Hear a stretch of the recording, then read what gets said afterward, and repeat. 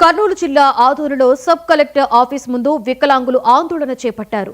Pension cut చేస్తామని అధికారులు నోటీసులు ఇవ్వడంతో నిరసనకు దిగారు.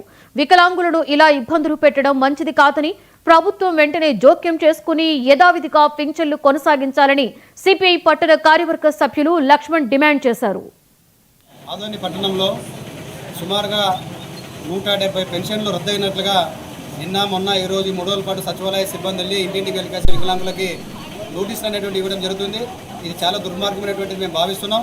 అయితే వికలాంగులకు సంబంధించిన నోటీసులు ఈరోజు స్పీచర్స్కి వచ్చిన సందర్భంగానే ఈ కార్తీక్ అనేటువంటి వ్యక్తి ఒకసారి చూస్తే సబ్ కలెక్టర్కి అర్జీ ఇచ్చే సందర్భంగా సుమారుగా 20 సార్లు కింద పడిపోయేసి ఉండేటువంటి పరిస్థితి కూడా ఆఫీస్లో కనపడింది.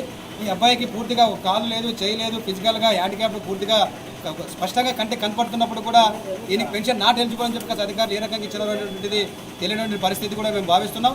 అయితే ఈ సచివాలయ సిబ్బంది ఈ రోజు నోటీసులు ఇవ్వడానికి కూడా సరైనది కాదని మేము భావిస్తున్నాం. అయితే గతంలోనే సెకండ్ అప్పీల్కి వెళ్ళాలని చెప్పేసి రాష్ట్ర ప్రభుత్వమే రాష్ట్ర ప్రభుత్వం ప్రకటన చేసింది.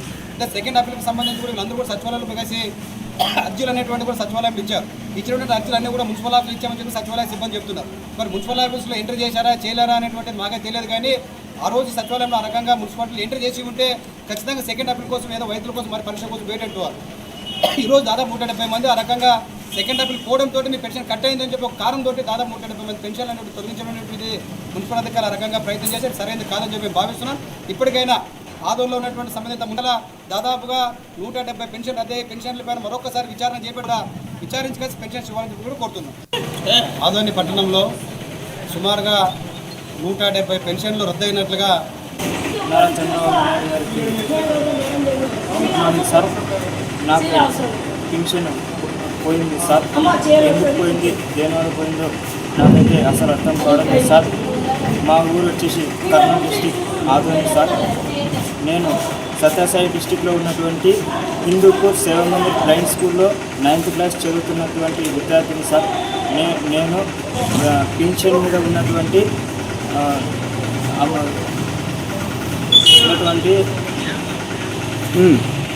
పెన్షన్ వస్తున్న